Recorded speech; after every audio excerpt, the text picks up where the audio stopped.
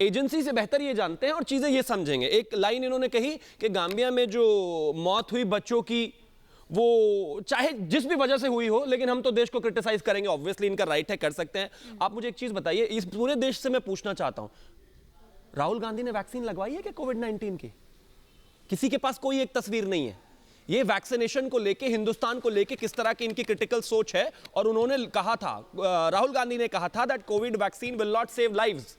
आप इनसे उम्मीद करते हैं कि ये इस देश का सम्मान रखेंगे?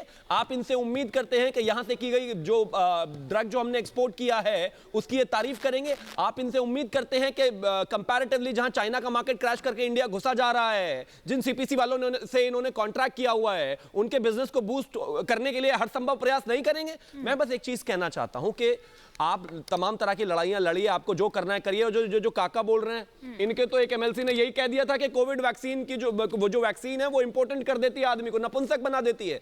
ये अनार उगा के हर साल 1 एकड़ की जमीन पर 10 लाख कमा रहे हैं। उनसे सीखना है तो फ्रीडम ऐप को अभी डाउनलोड कीजिए। तो आप इनसे टेक्निकलिटीज में जाकर इनसे डिस्कशन करें। वो बार बार कह रहे हैं कि मानवीय स्तर पर हिंदुस्तान को ध्यान रखना चाहिए अगर कहीं बच्चे मरते हैं। अरे भाई ध्यान रखेंगे, रिपोर्ट तो आए, पता तो चले, इस बात की तस्दीक तो हो कि हिंदुस्तान की तरफ से कोई गलती है। मतलब दुनिया कह रही है जहां पर ये हुआ है वो तो कह रहे हैं कि अभी इसका कोई ऐसा सब्सटेंस मिला नहीं है। हमारी तरफ वाले पहले कहने लग गए हमारी दवाई से मर गए, हमारी दवाई से मर गए, हमारी दवाई से मर गए। अरे कुछ तो शर्म करो। देश के बाहर आपको विरोध, देश के अंदर आपको विरोध करना है नरेंद्र मोदी जी का, करिए।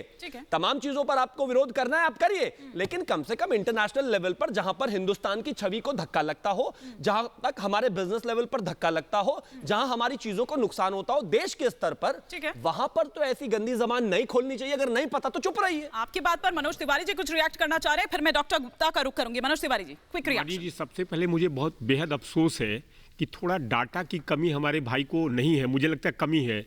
उनको ये जानकारी होनी चाहिए कि मेडिसिन के व्यापार में जर्मनी के बाद हिंदुस्तान जब अव्वल नंबर पर था तो वो कांग्रेस की सरकार थी। यहाँ सवाल सरकार का बिल्कुल भी नहीं है, सवाल इस बात का है कि आप पहले 1 मिनट सुन लीजिए। अरे सुनिए, मैं आपको डाटे के साथ बताता हूँ, आपको डाटा के साथ बताता हूँ।